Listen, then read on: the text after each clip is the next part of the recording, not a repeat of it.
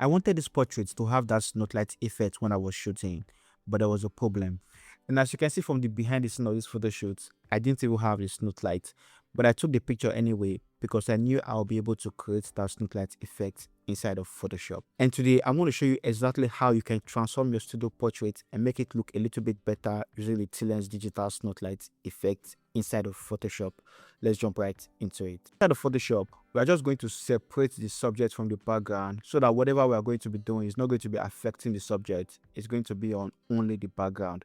Just click on this remove background right here. And that is all you need to do. So if I turn off this background layer, you can see the background is no longer on the image. But if you don't have the latest version of Photoshop, let me just undo that by pressing Command Z. This is what you are going to do. After duplicating your background layer, select any selection tool. It can be the quick selection tool or the object selection tool.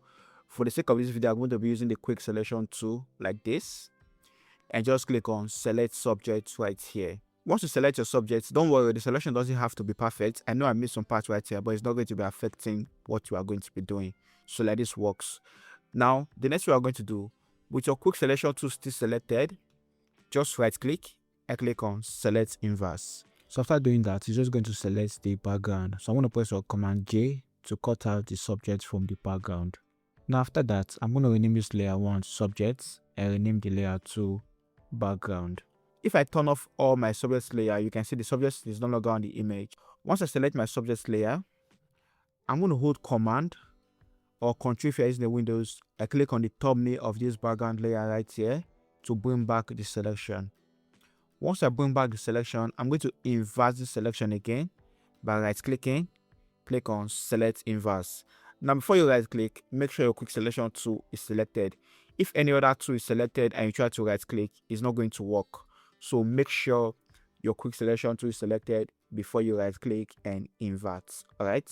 So after inverting, now the selection is back to the subject. I'm just going to add the layer mask to the subject layer like this. Now if I click on my background layer and I drag it below my subject layer and I turn off this my background layer and turn off this one, you can see we have only the subject and the image like that. So if you don't have the latest version of Photoshop, this is how you can do it as well. But I advise you get the latest version of Photoshop because it makes your workflow faster and easier. Imagine what we did with multiple steps. We did it in one click at the beginning. I'm going to add a new empty layer on top of it like this.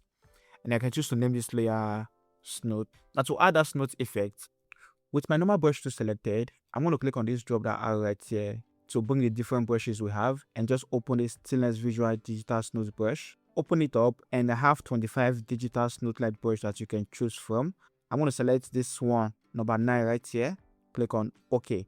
Once I set my foreground to white, I'll make sure my opacity is set to 100 and my flow is set to 100 and just click like this. Now after this, I'm going to show you how to make it look more realistic and also how to change the color to any color you want literally later in this video. Now see the before and the after. Now to make it look more realistic, what I'm going to do, I'm going to change the blend mode from normal to soft light or overlay, but I think soft light works for me. I'm going to select soft light. Now for me, you can choose to change the shape, you can choose to change the perspective to any perspective or anyhow you want the Snoot. Now I want to change the perspective of this Snoot light effect. What I'm going to do, I'm going to press Command T to bring the transform tool and just switch it up like this. Alright, make it a little bit bigger. And also to change the perspective, I'm going to right click on perspective and just move this part inside like this just to make it look more realistic. Now I think this perspective works for me. I want to click on OK. Now I'm going to blur this Snoot light effect a little bit to make it look more real. Now to blur it, with this Snoot light selected, I'm going to come to filter, convert to smart filter so I can change the radius of this blur later. Then come to filter again, come to blur, click on Gaussian blur right here. It's too much obviously, so I'm going to take this blur radius down until I feel it's okay. So somewhere around 30 works for me. I'm going to click on OK. See the before and the after, the before and the after. You can see how good this image is looking already. Before we change the color, if you're interested in getting this my 25 digital Snoot light effect, I'm going to be leaving the link where you can get it in the description below of this video.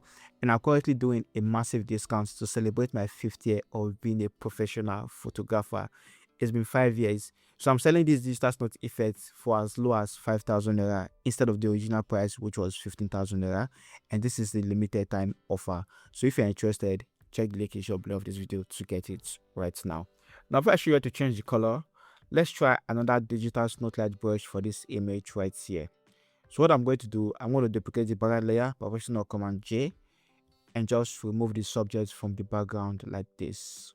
And once I do that, I'm going to add a new empty layer. Just name this layer Snoot and just drag it below this layer 1 right here. You can name it subject or layer without the background, whatever you can use to remember.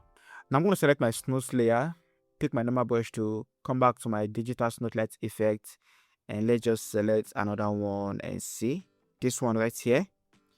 Just increase the size of the Snoot to whichever size you want. Make sure foreground color is set to white, opacity set to 100, flow is set to 100, and just click like this.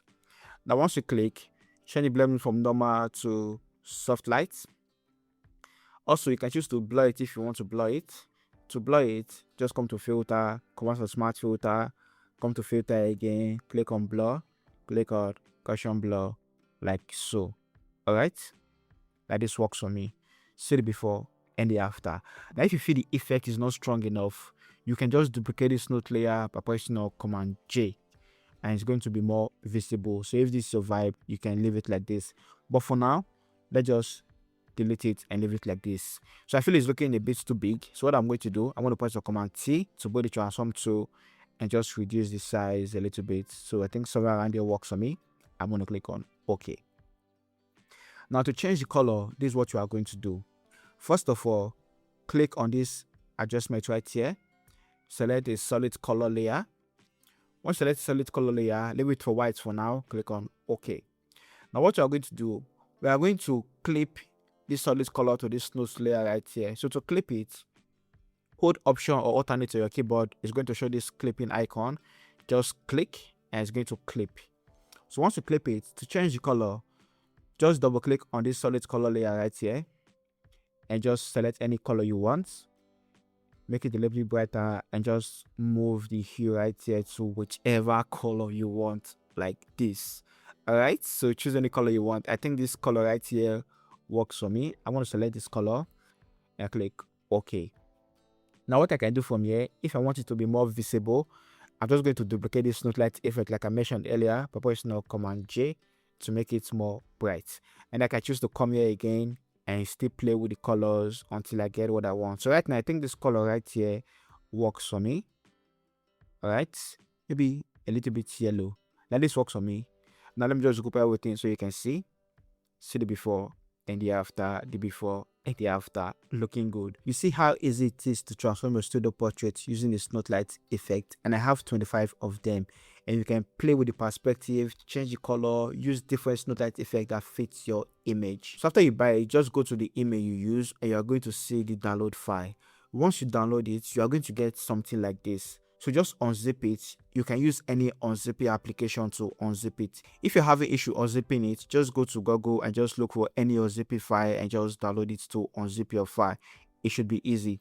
So once you unzip it for Mac, I'm just going to double click on the file and just going to unzip it automatically. So this is the file right here. We have the brush and we have the manual. So this manual right here is the tutorial on how to use the brushes and also a tutorial on how to install it. So you can watch it right here. Now this brush file right here is the main brush file. So to install it, all you have to do, if you're using a Mac or Windows, it doesn't matter. Just right click, click on open with, click on other, look for Adobe Photoshop right here, look for Photoshop, click on open, and it will automatically open the brush inside of Photoshop. So if I come to my brush, click on this drop down arrow right here, come to this Teelens brush, you can see I have it right here, Teelens Snoot brush 2 right here. So that's one way to install it. Another way to install it, inside of Photoshop, select your normal brush tool, click on this drop down arrow, click on this settings icon right here, click on import brush. So once you click on import brush, just go to your computer, come to your download or anywhere you save the brush on. So this is the brush right here. I'm going to open it, select the brush file. Once you select the brush file, click on open, I'm just going to open inside of Photoshop. As you can see, Teelens digital Snoot brush 3. So that is how you can easily download and install it inside of Photoshop. I hope you find this video helpful and useful. And if you want to learn how to use one light to get amazing studio portraits, check out this video right here. I'll see you guys in my next one. Stay creative.